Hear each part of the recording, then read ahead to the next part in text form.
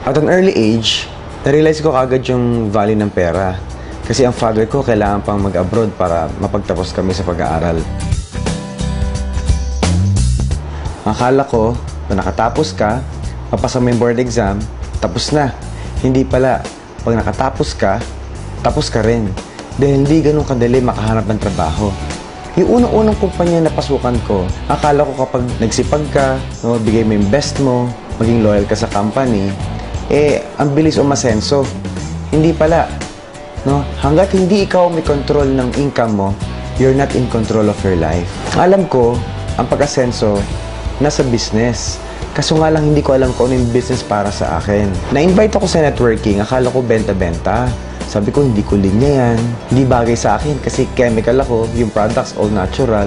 Kaso nga lang meron akong na-meet na engineer din, katulad ko, na kumikita ng 300,000 isang buwan. Na-challenge lang ako. Kung kaya niya, kaya ko rin. So, pinag-aralan ko, nag-train ako.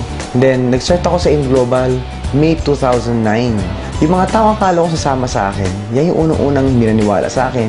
Pinagtawanan ako, kinutya ako, at sabi wala daw mangyayari sa akin dito. Pero dahil meron akong nakita sa InGlobal, sabi ko, itutuloy ko talaga to.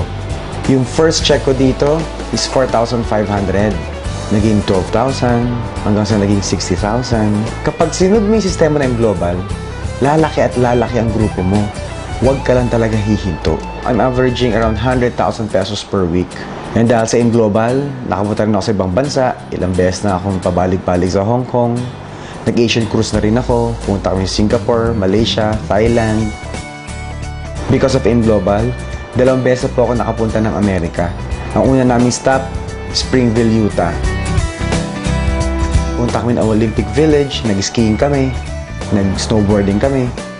Punta rin kami ng Moab, yung mga rock formation nakita namin. Come to where the flavor is. Come to Marlboro County. Then punta kami ng Las Vegas. Nag-helicopter ride kami. Punta rin kami ng California, sa Universal Studios, isang Anaheim Disneyland. And doon kami nagpakabata talaga. Nag-stay kami sa US for 2 weeks. Lahat po libre. All expenses paid by the company. May pocket money pa kami. In 2 years, nakabili po akong 3 sasakyan.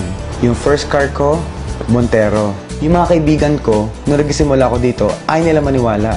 Nunubas yung Montero ko, hindi naman sila makapaniwala. Yung second car ko, Hyundai Tucson, pang coding. And wala pong isang buwan, after ko binili yung Tucson, binili ko po yung third car ko.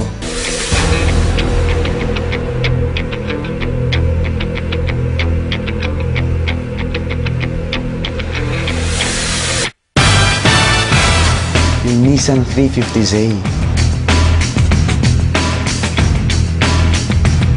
Baliw na baliw talaga ako doon. Ito po yung sports car na ginamit mismo sa Tokyo Drift.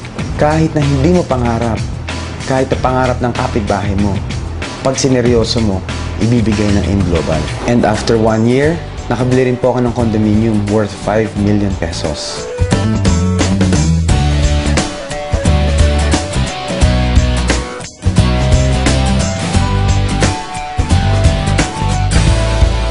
Ang fear ng iba, baka una-unahan at nahuli na sila.